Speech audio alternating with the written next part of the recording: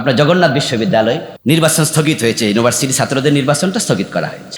এর বিরুদ্ধে আজকেই মিছিল করছে বিভিন্ন দল ছাত্রদের। তার মাঝে দেখলাম একটা মেয়ে নারী তাকবীর স্লোগান দিচ্ছে, আল্লাহু আকবার দুইবার বলার পরে তার হাত থেকে মাইকটা কেড়ে নেওয়া হয়েছে এবং সাথে সাথেই মাইক কেড়ে নিয়ে ভুয়া ভুয়া ভুয়া এই জাতীয় কথা বলে তাকে অপমান করা হয়েছে। আচ্ছা, নারী তাকবীর আল্লাহু আকবার এটা কি কোনো দলের? আল্লাহ কি কোনো দলের আলাদা?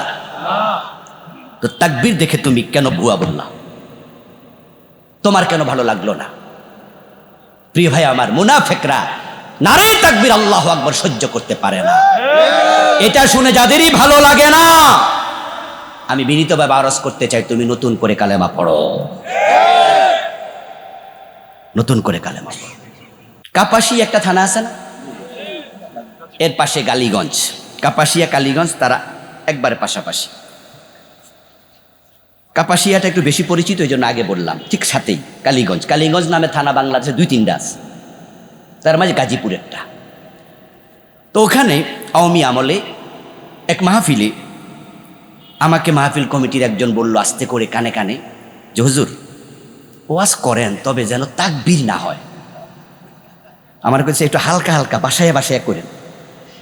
আমি বললাম কারণ কি ভাই? আস্তে আস্তে আমার কানে কানে কইতেছো তো আমি আর হে বললো যে হুজুর আমনের মাহফিলে না জোশ এসে যায়, তো লোকেরা যখন আল্লাহু আকবার কয় আমরা কলজা কাফন ধরে। কই আমার মতো এরকম কিছু লোক আমরা আসি, হে নিজে নিজে কইতে আছে, আমার খুব পরিচিত, কয় যে আমরা তো ইমান টিমান ঠিক নাই হুজুর, কারণ হে ওই দলের লোকই, কিন্তু আমার নিচে আর কি কয়েকজন আমরা তাকবীর যখন শুরু হয় তখন আমরা কাফন ধরে। তো এই জন্য এই কাফুন্না লোক অনেক আছে, তো হেরাও আমার কইছে হুজুরের কই একটু হালকা হালকা ওয়াজ করতে। তখন আমি তাকে বললাম ভাই যাহা বললেন তা তো হাসির বিষয় নয়, যে আল্লাহু আকবার শুনলে, নারী তাকবীর শুনলে আপনার কলিজা কাঁপন ধরবে কেন? আপনারা তো জোশ আসার কথা, তাহলে আপনার ঈমান সংশোধন করা দরকার আছে, ঠিক না? আমি ওনাকে নসিহা করে দিলাম যে এটা ঠিক না। আজকের একটা ভিডিও আপনাদের জন্য বড় পরিতাপ। আপনারাও তো এমন মিছিলে যান যাদের মিছিলে নারী তাকবীর কওয়াই যায় না। মিছিল শুরু হবে জয় বাংলা, মিছিল শুরু হবে অমকের সৈনিক। কেন রে ভাই, নারী তাকবীর বলে মিছিল শুরু করা যায় না? মুসলমানের সকল কাজে শুরুতে কার নাম? জোরে বলেন না, কার নাম? আচ্ছা, টয়লেটে যখন ঢুকি তখনও কি আল্লাহর নাম নাই? আল্লাহুম্মা ইন্নী আউযু বিকা মিনাল খুবসি ওয়াল খাবাইস। আচ্ছা, খাওয়ার সময় আল্লাহর নাম, ঘুমাইতে আল্লাহর নাম, গাড়িতে উঠতে আল্লাহর নাম, কোন কাজে আল্লাহর নাম নাই? সব কাজে আল্লাহর নাম। কিন্তু তোমার রাজনৈতিক মিছিলে আল্লাহর নাম নেওয়া যাবে না, ভুয়া বলে স্লোগান দিবা, তোমরা কপাল পোড়া। এমন মিছিলে যাবেন না যাদের মিছিলে নারে তাকবীর হয় না। আর যদি যান শর্ত দিয়ে যাবেন যে নারে তাকবীর দিয়ে মিছিল শুরু হবে। দল যেটাই করো, আল্লাহকে ছোট করে কোনো দল করা যাবে না, আল্লাহকে বড় রেখে দল করতে হবে। আল্লাহু আকবার, আল্লাহ মহান। নবীজি আল্লাহ বললেন হে রাসূল কম্বলওয়ালা দাঁড়ায়া যান। কোরআন এসে গেল, প্রিয় নবী সাল্লাল্লাহু আলাইহি ওয়াসাল্লাম কোরআন নিয়ে দাঁড়ায়া গেলেন। 40 বছর বয়সে আবার দাওয়াত শুরু। কোরআন দিয়ে দাওয়াত দিতে দিতে নবীজির বয়স হয়ে গেল 63। কত বছর? 17 থেকে 40, 23, 40 থেকে 63, আবারও 23। একই ব্যক্তি, একই ব্যক্তি, মূল দায়িত্বশীল, মূল দায়ী। প্রথম 23 বছরে দাওয়াত দিলেন, পরিবর্তন হয়নি, কিন্তু পরের 23 বছরে ফুলে ফলে সুশোভিত আবু বকর, ওমর, ওসমান, আলী রাদিয়াল্লাহু তাআলা আনহুম, এমন 1.25 লক্ষ সাহাবী তৈরি হলো, এক একজনের সম্মান আকাশের তারকার চেয়ে বেশি। নবীজি সাল্লাল্লাহু আলাইহি ওয়াসাল্লাম এবার পিছনে ফিরে তাকায়া দেখেন পুরা আরব সমাজ পরিবর্তিত। এখন আর চুরি নাই, মানুষ ঘরের দরজা খুলে ঘুমায়। কোনো মানুষের সম্পদ আর লুট করে খায় না, বরং নিজের খাবার অন্যকে খাওয়াইয়া দেয়। এমন পরিবেশ তৈরি হয়ে গেল। একবার প্রিয় নবী সাল্লাল্লাহু আলাইহি ওয়াসাল্লামের বাসাতে একটা বকরির কল্লা একজন সাহাবী হাদিয়া দিলেন। ছাগল জবাই করে বকরির কল্লাটা রাসূলের বাড়িতে পাঠালেন। নবীজি সাল্লাল্লাহু আলাইহি ওয়াসাল্লামের ঘরে সেদিন খাবার ছিল, তাই তিনি তার স্ত্রীদেরকে বললেন, তোমাদের সবার ঘরে যেহেতু খাবার আছে, এই কল্লাটা কেউ রান্না করা দরকার নাই, আমাদের প্রতিবেশী কারো বাড়িতে হাদিয়া দিয়ে দাও, খোঁজ নেও কার বাড়িতে খাবার নাই। তখন হাদিয়া দেয়া হলো। বিকালবেলায় দেখা গেল সে কল্লা আবার রাসূলের ঘরে। নবীজি কোন স্ত্রীকে বললেন, কি খবর? বলেছিলাম তো হাদিয়া দিতে। তখন বলল, হুজুর হাদিয়া দিয়েছি সে জোহরের সময়, কিন্তু বিকাল হতে হতে কেমনে জানি আবার আপনার ঘরে এটা এসেছে। পরে খবর নিয়ে জানা গেল এই কল্লা 7 ঘরে গেছে। প্রত্যেকে ভেবেছে হয়তো আমার সে তার প্রয়োজন বেশি, নিজে না রান্না করে প্রতিবেশীকে হাদিয়া দিছে। এভাবে আবার রাসূল পর্যন্ত চলে এসেছে। ইয়ারমুকের যুদ্ধে 7 জন শহীদ হয়েছে, শুধু পানি পানি বলে শহীদ হয়েছে।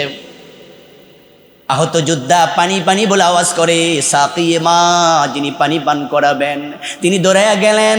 এর মাঝে এক যোদ্ধার আওয়াজ, পানি পানি। তখন আহত যোদ্ধা বলে, ভাই আমার, হতে পারে আমার ভাই বেশি পিপাসিত, তাকে আগে পানি পান করে আমার কাছে আসিও। যাওয়ার পরে তিনি আবার আওয়াজ শুনলেন, তিনি অন্যের কাছে পাঠালেন। এরকম 7 জন নাকি আওয়াজ করেছে। 7ম জনের কাছে গিয়ে দেখেন তিনি শহীদ। 6 নম্বরের কাছে ফিরে এসে দেখে তিনিও শহীদ। 5 নম্বরের কাছে ফিরে এসে দেখে তিনিও শহীদ। এভাবে 7 জন নিজের উপর অন্যকে প্রাধান্য দিয়েছে। আল্লাহ তাদের ব্যাপারে কোরআনের আয়াত নাজিল করেছে, ওয়ায়ুসিরুনা আলা আনফুসিহিম ওয়ালাউ কানা বিহিম খাসাসা। এখন এমন মানুষ তৈরি হলো যারা নিজে খায় না, অন্যকে প্রাধান্য দিতে শিখে গেছে। চুরি হওয়া তো বহু দূরের কথা। এজন্য সে সমাজ ছিল শান্তির সমাজ। ইসলাম শব্দের অর্থ কি বলেন না? ইসলাম অর্থ কি? শান্তি। মানুষ দেখেছে সমাজে, আর আমরা তো শুধু শুনেছি। আরে পৃথিবীর যে সমস্ত দেশ ইসলামের এই মেসেজগুলো নিয়েছে তারা ঠিকই শান্তিতে আছে। আপনি ইউরোপে যান, মধ্যপ্রাচ্যে যান, সৌদি আরবে আপনারা তো ওমরা করতে, হজ করতে কতজন যান? আচ্ছা, আপনার পকেট থেকে কেউ পিস্তল ঠেকায় টাকা নিছে কোনোদিন? এরকম সৌদি আরবে গেলে শুনবেন কোনোদিন? লাখ লাখ টাকা নিয়ে আপনি হাঁটবেন। কত মহিলারা অলংকার পরে হাঁটছে। আমাদের বুক পকেটে টাকা, আমাদের টেনশন নাই, চুরি নাই, সেখানে ডাকাতি নাই। শান্তি কাকে বলে? এই শান্তি শুধু মধ্যপ্রাচ্যে না, আপনি ইউরোপে যান, আমেরিকায় যান, সেখানেও দেখবেন অধিকাংশ জায়গায় মানুষ টেনশনই করে না যে তার দোকানে চুরি হতে পারে, এটা ভাবেই না। মানে এটা যে কোন রকমের খারাপ, আমি এটা হিসাব আজ পর্যন্ত মিলাইতে পারি নাই। আমাদের দেশও কিলার আছে, গুলি করে মানুষ মারে। হাদিরে মারছে একটা ফয়সল নামে জালেম আছে না? এই জানোয়ার তো ধরা পড়ে নাই, আমরা আশা করছি ধরা পড়বে। বাঁচতে পারবে না ইনশাআল্লাহ বলেন। তবে এখানে সরকারের আন্তরিকতা নিয়ে কিছু প্রশ্ন উঠেছে। আমরা জানি না সরকার কতটুকু আন্তরিক, কারণ সরকার আন্তরিক হলে সে দেশ থেকে পালায় কেমনে? সে যখন গুলি করেছে দিনে দুপুরে ঢাকাতে, সে বর্ডার পর্যন্ত পৌঁছলো কিভাবে? আপনার ডিএসবি কোথায় ছিল? ডিজিএফআই কোথায়? এনএসআই কোথায়? গোয়েন্দা সংস্থা কোথায়? পুলিশ কোথায়? র্যাব কোথায়? সে ঢাকার সব বাইরে গেল কেমনে? কথা ঠিক কি না? সে বর্ডার ক্রস করলো কেমনে? এরপর হচ্ছে মিরপুরে একটা বাসায় ঢুকে মা মেয়েকে একসাথে হত্যা করছে, এমন ঘটনা কি আপনারা শুনেছেন? এখন তো সোশ্যাল মিডিয়ার যুগ, সবার হাতে হাতে এখন মোবাইল। যে মেয়েটা মা এবং মেয়েকে খুন করেছে, এই মেয়েটা ওই বাসাতে চাকরি নিয়েছিল মাত্র 1 সপ্তাহ বা তার ভিতরে 4 দিন আগে মাত্র, এবং সেই মেয়েটার ঠিকানাও তারা জানে না। মেয়েটা যখন ঢুকেছে, সিসি ক্যামেরায় দেখা যায় সে বোরকা পরে, নেকাব পরে ঢুকেছে। বের হওয়ার সময় খুন করে ওই মেয়ে যাকে খুন করছে তার ড্রেস পরেছে, পোশাক পরে, মাস্ক লাগাইয়া বের হয়েছে। চেহারাও দেখা যায় না, ঠিকানাও নাই। তারপর পুলিশ তাকে অ্যারেস্ট করতে মাত্র 2 দিন লাগছে। তার হাজবেন্ডকে অ্যারেস্ট করেছে। তো হাদির খুনিকে কেন গ্রেফতার করা হচ্ছে না? বোঝা যায় ডাল মে কুছ কালা হ্যায়। ডক্টর ইউনূসকে আমরা বলবো, শহীদদের রক্তের সাথে গাদ্দারি করবেন না।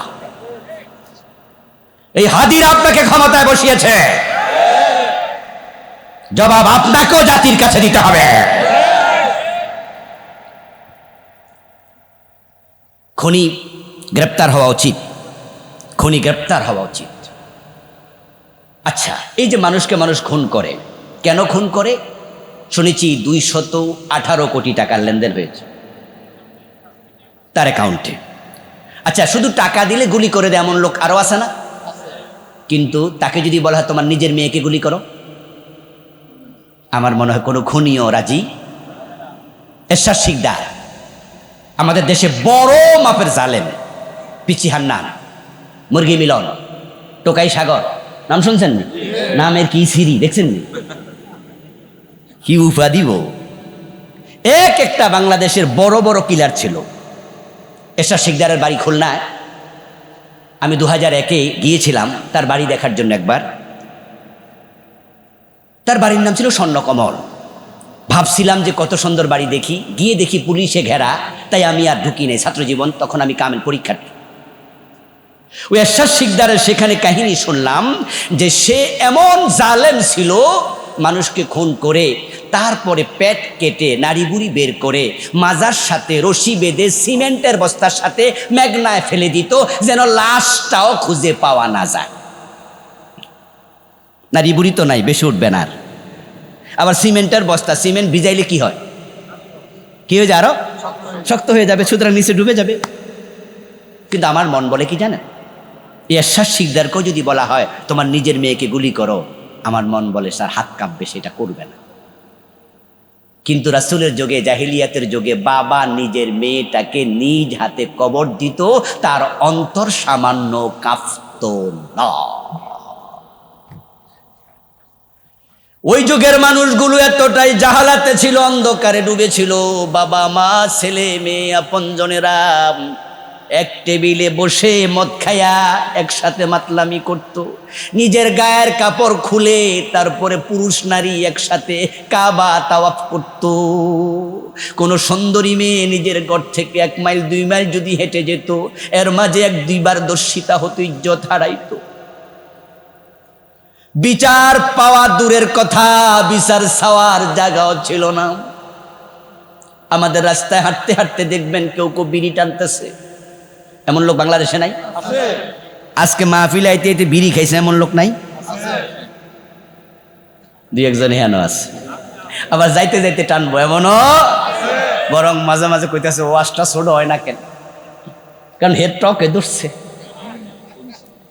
রাতের 12টা বাজে ঘুম থেকে উইটাও একটা খাইয়া তারপরে ঘুমায়, এমন লোক আছে। আচ্ছা, রাস্তায় যে বিড়ি টানতেছে তার বিরুদ্ধে মামলা দিলে থানায় গেলে পুলিশ আইবনি দৌড় মাইরা, বরং আমনেরে কইব পাগল হইছেন কবে। আপনি যদি বলেন ওসি সাহেব আমি আইসি দেখতেছি রাস্তায় মুন্সিরহাট বাজার খাড়াই একজন বিড়ি খায়, দৌড় মারেন, ওসি কব পাগলামি করেন কেন, আর বিচার পান না? এটা কি একটা বিচার দিলেন আপনি? ঠিক আরবের জাহিলিয়াতের যুগে দর্শিতা নারীর বিচারটা ছিল আরো হালকা, এটাকে তার অপরাধ মনে করত না। এত জাহেল, এত নিকৃষ্ট ছিল তারা। কোরআন সে যুগে এসেছে।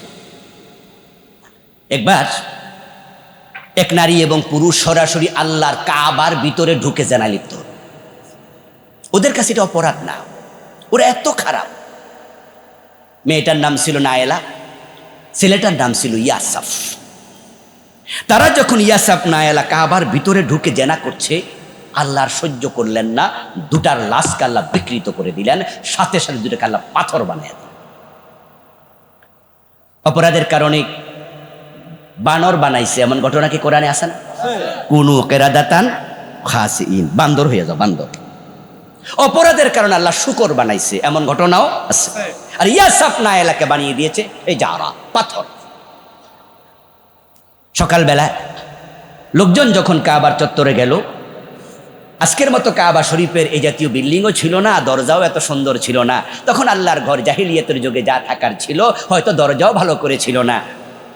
উকি দিয়ে দেখে একটা নারী একটা পুরুষ তারা একসাথে শুয়ে আছে। তাকিয়ে দেখে তারা জেনায় লিপ্ত। ঠিক এই অবস্থায় দুজন পাথর হয়ে গেছে, ধরে দেখে শক্ত। তাদের যে কাবার ভিতরে বাহিরে মূর্তি ছিল 360টা, লাত, মানাত, উজ্জা, হুবল, এই মূর্তিগুলো ছিল পাথরের মূর্তি, আর এই দুইটা হয়েছে কি পাথর। ওরা কয় কি বরকতের ব্যাপার, নাউজুবিল্লাহ পড়েন, কি ব্যাপার? কয় যে পাথর হয়েছে তো মূর্তি হয়েছে, দেবতা হইয়া গেছে। এ জেনা ব্যভিচার করে নাকি দেবতা হয়েছে। ওই জাহেল গুলো দুটাকে ছুটাইলো, খুললো, আলাদা করলো, করে ইয়াসাবকে নিয়ে গেল সাফায়, নায়েলাকে নিয়ে গেল মারোয়ায়। ওই সাফা মারোয়ায় নিয়ে দুইটাকে দাঁড় করাইয়া দিয়া হজের মৌসুমে ঘোষণা করছে, যারা বরকত নিতে চাও তারা ইয়াসাফের কাছে যাও, তারপরে নায়েলার কাছে যাও। আজকে যে আমরা সাফা মারোয়া সাই করি, আমরা করি বিবি হাজেরার কারণে, আর জাহেলরা হজের মৌসুমে ইয়াসাফ আর নায়েলার বরকতের জন্য দৌড়াদৌড়ি করত। ভাবেন এবার জাহেল কারে কয়? শুধু ইজ্জত লুটে নিত না, সুন্দরীর বুকের কোলের সন্তান কেড়ে নিয়ে যেত। ওই ছোট বাচ্চাকে বাজারে দাস বানাইয়া বিক্রি করত। হাতের স্বর্ণ, গলার স্বর্ণ, অলংকার নিয়ে যেত। ইজ্জতের নিরাপত্তা নাই, সম্পদের নিরাপত্তা নাই, জীবনের নিরাপত্তা নাই, কোলের শিশুর নিরাপত্তা নাই। এই হলো জাহিলিয়া। আমার রাসূলের বয়স হলো 17 বছর বয়সে তাগড়া যুবক মুহাম্মদ ইবনে আব্দুল্লাহ ডানে বামে সামনে পিছনে তাকায়া দেখে সমাজের মানুষগুলো মানুষ নাই, এগুলো বড় অমানুষ। তখন তিনি সংস্কারের জন্য দাঁড়ায়া গেলেন, সমবয়সী যুবকদেরকে ডাকলেন, মুরব্বীদেরকেও সাথে নিলেন, সমাজ পরিবর্তনের জন্য একটা সংগঠন বানালেন, নাম দিলেন হিলফুল ফুজুল। নবীজির বয়স 17। এবার বলুন তো, জাহিলিয়াতের কিছু সিটা ফোটা আমাদের গায়ে আছে কিনা? আমরা একটু হিসাব মিলাই। জাহিলিয়াতে ধর্ষণ ছিল, খুন ছিল। বাংলাদেশে ধর্ষণ আছে না নাই? খুন আছে না নাই? ওখানে মাদক ছিল, বাংলাদেশে মদ ইয়াবা আছে না নাই? ওখানে জুলুম অন্যায় ছিল, বাংলাদেশে জুলুম আছে না নাই? ওখানে চুরি ডাকাতি ছিল, বাংলাদেশে চুরি ডাকাতি আছে না নাই? ওখানে অশান্তি অনিরাপত্তা ছিল, বাংলাদেশে নিরাপত্তা আছে না অনিরাপত্তা? আপনার মুন্সিরহাট ব্যাংক থেকে আপনার অ্যাকাউন্টের 10 লাখ টাকা তুললেন, প্রয়োজন। ওই 10 লাখ টাকা একা একা বাড়িতে আনার সাহস আমাদের সকলের হয় নাকি? আমরা সাথে একজনকে নেই, 10 লাখ টাকা তুলবে, সাথে একজন লও, তবে কানে কানে হেরেও কই টাকা যে আছে কেউ যেন না বোঝে। আর দুইজনে রিক্সায় উঠে একসাথে পড়ি লা ইলাহা ইল্লা আনতা সুবহানাক, দোয়া ইউনুস পড়তে পড়তে বাড়িতে আসি। কোথায় কে খাড়ায়া যায় কোয়া যায় না। এই হলো অনিরাপত্তার বাংলাদেশ। ওই জাহিলিয়াতের সাথে কিছু মিল আছে। আমার রাসূল জাহিলিয়াত দূর করার জন্য দাঁড়ায়া গেলেন 17 বছর বয়সে। এখন যারা বাংলাদেশের যুবক, আমি বলি মাথা তুলে দাঁড়াও, এ বাংলাদেশও পরিবর্তন করা লাগবে। দরকার আছে? যাদের বয়স 17 দাঁড়িয়ে যাও, যুবক দাঁড়িয়ে যাও, তুমি নবী জীবন থেকে শিখো। আমাদের যাদের বয়স 17 পার হয়ে গেছে, আমরা লেট করে ফেলছি, আমরা লেট করতে চাই না। যারা সমাজ পরিবর্তন করতে চায়, আমাদেরও তাদের সাথে মাথা তুলে দাঁড়ানো দরকার আছে কিনা? এটা নবীজির সুন্নাহ, নবীর জীবন আমার আদর্শ। নবুয়তের আগেও, নবুয়তের পরেও তিনি আল আমিন আগেও ছিলেন, আল আমিন পরেও ছিলেন। তিনি আস-সাদিক আগেও ছিলেন, তিনি আস-সাদিক পরেও ছিলেন। নবুয়তের আগের জীবনও চমৎকার, নবুয়তের পরের জীবনও চমৎকার। 17 বছর বয়সে যুবক মুহাম্মদ দাঁড়ালেন সমাজ পরিবর্তন করার জন্য। আলহামদুলিল্লাহ, আমরা এবার বাংলাদেশে দেখেছি ফ্যাসিস্ট আমলের এই 15.5 বছরে আমরা কি জুলুম অত্যাচার বাংলাদেশে দেখলাম। কিন্তু যখন যুবকেরা রাস্তায় নেমেছে, জালেমরা লেজ তুলে ইন্ডিয়ায় পালাতে বাধ্য হয়েছে। এবারের পরিবর্তনটা কাদের হাত ধরে আসলো? যুবকদের। যুবকরা পারবেই, যুবকরাই পেরেছে। আগামীর পরিবর্তন তারাই আনতে পারবে। যুবকরা দাঁড়িয়ে গেলেই তখন পরিবর্তন আসতে বাধ্য। নবীজি দাঁড়ালেন 17 বছর বয়সে, একা দাঁড়ালেন না, সংগঠন করলেন। কি নাম দিলেন? প্রমাণ হয়ে গেল সমাজ একা পরিবর্তন করা যায় না, সহজ নয়। তাই সংগঠিত হওয়া লাগবে, একত্রিত হওয়া লাগবে। কারণ একা হলো ব্যক্তি, ঐক্যের নাম শক্তি। আলহামদুলিল্লাহ, বাংলাদেশকে পরিবর্তন করার জন্য বছরের পর বছর কাজ করছে এমন ইসলামী সংগঠন আছে না নাই? যারা চুরির বিরুদ্ধে, ডাকাতির বিরুদ্ধে, অন্যায়ের বিরুদ্ধে কাজ করছে। সংগঠিত হন, বিচ্ছিন্ন থাকবেন না। আমি বিশ্বাস করি এখানে চুরির পক্ষে কেউ নাই, ডাকাতির পক্ষে এখানে কেউ নাই। আমরা কেউ চাই না আমাদের সন্তান মাদক সেবী হোক, কিন্তু বাংলাদেশে মাদক আছে না? মাদক মুক্ত বাংলাদেশ চাইলে বিচ্ছিন্নভাবে পারবেন না। ঐক্যবদ্ধ হন। আমাদের মায়েদের মাথায় চুল আছে, বোনদের মাথায় চুল আছে, এটা লম্বা চুল ধরে আপনি টান দেন, সাথে সাথে ছিঁড়ে যাবে। কিন্তু 10টা চুল ধরে টান দেন একসাথে, দেখবেন যে আঙ্গুলে দাগ পড়ে যাবে অথবা আঙ্গুল কেটে যাবে, চুল আর ছিঁড়বে না। আমরা যখন ঐক্যবদ্ধ হয়ে যাব, মাদক, অন্যায়, সন্ত্রাস, চাঁদাবাজি এদেশ থেকে পালাতে বাধ্য হবে। নবীজি দাঁড়ালেন, হেলফুল ফুজুল হয়ে গেল, দাওয়াত দিতে দিতে নবীজির বয়স হয়ে গেল 40। কত বছর? 23 বছর চলে গেল। 40 জীবনের গুরুত্বপূর্ণ সময়, এবং এই 40 কেন জানি আল্লাহর কাছে বড় দামি শব্দ। এটা বড় সিগনিফিক্যান্ট পূর্ণ সংখ্যা, রহস্যাবৃত সংখ্যা। নবী ইউনূস মাছের পেটে 40 দিন, ইব্রাহিম আলাইহিস সালাম আগুনের ভিতরে নমরুদের ছিলেন 40 দিন, হযরত মূসা আলাইহিস সালাম তাওরাত আনতে গিয়ে তুর পাহাড়েও ছিলেন 40 দিন। অধিকাংশ নবী নবুয়ত পেয়েছে বয়স তখন 40। আমার রাসূলের বয়সও হলো 40। তিনি পিছনে ফিরে তাকালেন, হিসাব মিলাইয়া দেখি কতটুকু পরিবর্তন হয়েছে। মানুষকে তো হিলফুল ফুজুলের মাধ্যমে বলেছি চুরি করো না, ডাকাতি করো না, চিন্তাই করো না, মেয়েদেরকে জীবিত কবর দিও না, কিন্তু পিছনে ফিরে দেখেন যে সেই পরিচিত কোনো চোর চুরি ছাড়েনি, কোনো ডাকাত ডাকাতিও ছাড়েনি। কি করা যায়? আমার রাসূল তো 23 বছর চেষ্টা করলেন, এবার তিনি ভাবনায় পড়ে গেলেন। গভীর চিন্তার জন্য তিনি ঘর থেকে বেরিয়ে গেলেন। নির্জন স্থান দরকার, চলে গেলেন জাবালে নূর নামক পাহাড়, তার একবারে চূড়া একটি গুহা আছে, নাম গারে হেরা। নবীজি সাল্লাল্লাহু আলাইহি ওয়াসাল্লাম গারে হেরায় গিয়ে তিনি ধ্যানমগ্ন হলেন, তিনি চিন্তায় লিপ্ত হলেন। চেষ্টা তো করলাম, পরিবর্তন কেন আসে না? এখান থেকে আমাদের শিক্ষা কি? এখান থেকে আমাদের জন্য শিক্ষণীয় আছে। তাবলীগের ভাই, পীর সাহেবের মুরিদ, এই মসজিদে জুমার মুসল্লি, আপনার জন্য আমার জন্য কি শিক্ষা? বাংলাদেশের বয়স 54 বছর পার হয়ে 55তে পা রেখেছে। তাবলীগের কাজ 55 বছর ধরে চলছে, কিন্তু দেশের সুদ কমেছে? আওয়াজ দেন, সুদ কমেছে? সুদের বিরুদ্ধে ওয়াজ করতে করতে আমার সে বড় হুজুররা মরে গেছে। সুদ কি মারা গেছে না আরো জওয়ান হয়েছে? মাদক কমেছে না বেড়েছে? তো পীর সাহেবদের দাওয়াত তো 40 বছর, 54 বছর না, আরো আগ থেকে চলেছে, মাদক কমেনি। 3.5 লাখ মসজিদ থেকে জুমার খুতবা হয়েছে, এদেশে ঘোষ কমেনি। এই মাহফিলের সিজনে 6 মাস কত হাজার হাজার বক্তার বক্তৃতা চলছে, এখানে বেপর্দা বেহায়াপনা কমেনি। সিনেমা কমেছে না বেড়েছে? আগে সিনেমা ছিল হলে, আর এখন সিনেমা আছে যুবকদের পকেটে পকেটে। তাহলে আমাদেরকেও ধ্যানে বসা দরকার। তাবলীগের দাওয়াত হলো, ফজরে নামাজি বলল না, সালাম ফিরিয়ে দেখবেন 1 কাতার, আধা কাতার। মুসল্লি কোথায়? সুদ ভাল্লো, ঘুষ ভাল্লো। তাবলীগের দাওয়াত হলো, পীর সাহেবের তালিম হলো, বক্তাদের মাহফিল হলো, 3.5 লাখ মসজিদের খুতবা হলো। অন্যায় যেহেতু কমে নাই, জুলুম যেহেতু কমে নাই, তাই ইসলাম আলা সব মানুষকে নবী মুহাম্মদের মতো নতুন করে ধ্যান করা দরকার, চিন্তায় বসা দরকার যে কেন পরিবর্তন হচ্ছে না,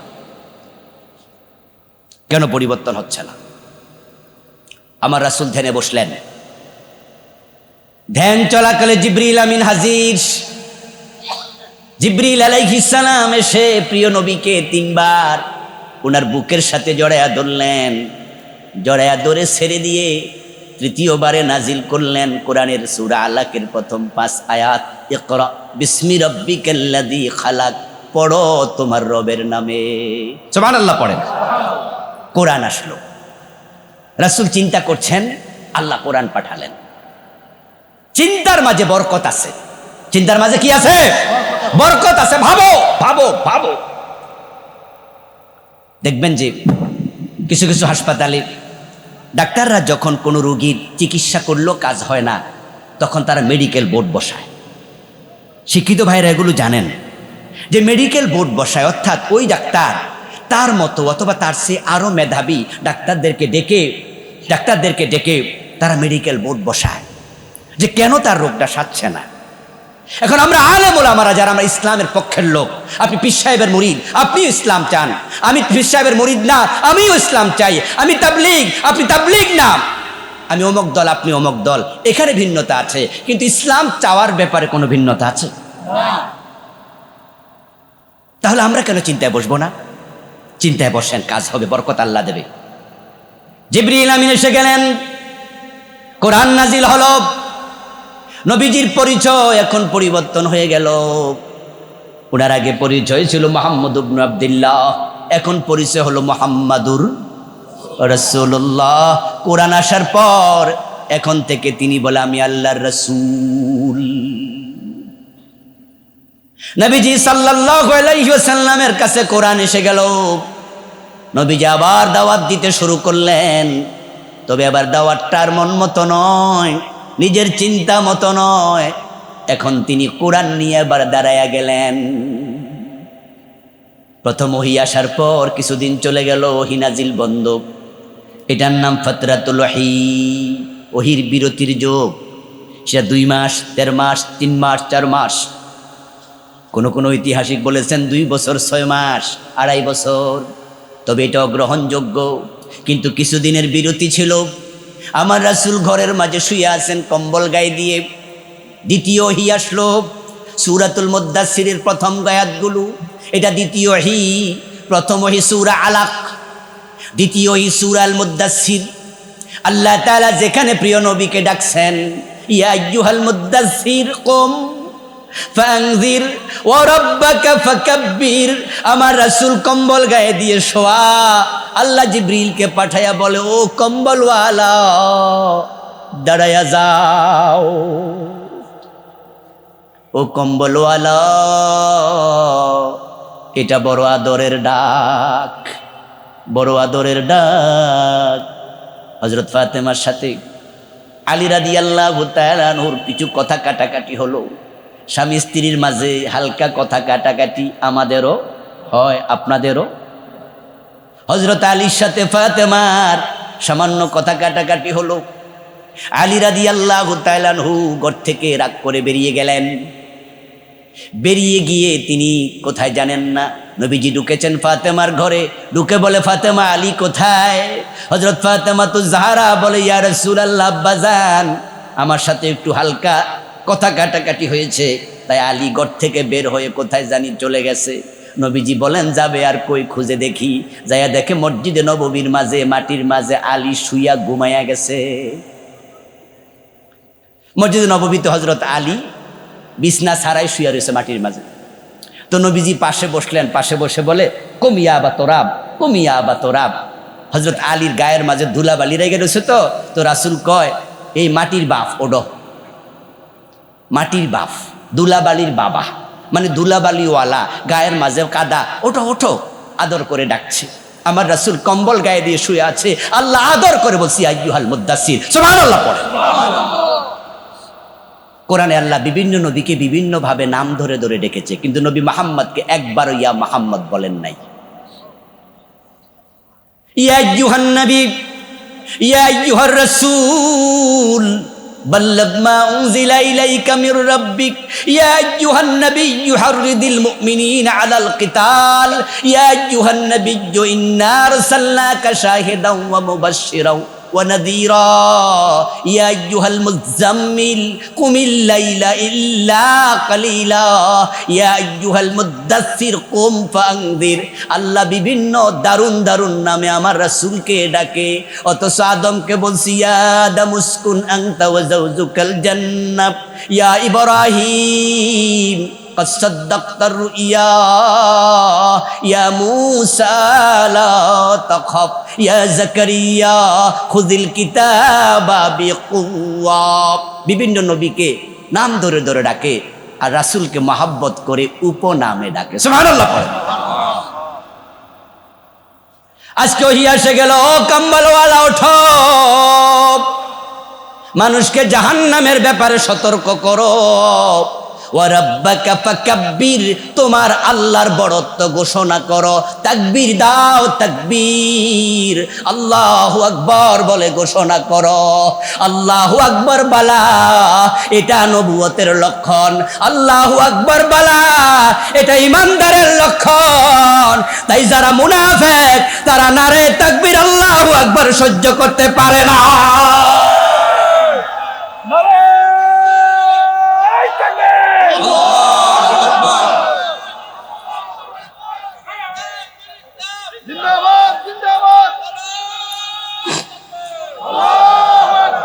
এই নারে তাকবীর আল্লাহু আকবার মুনাফিকরা সহ্য করতে পারবে না।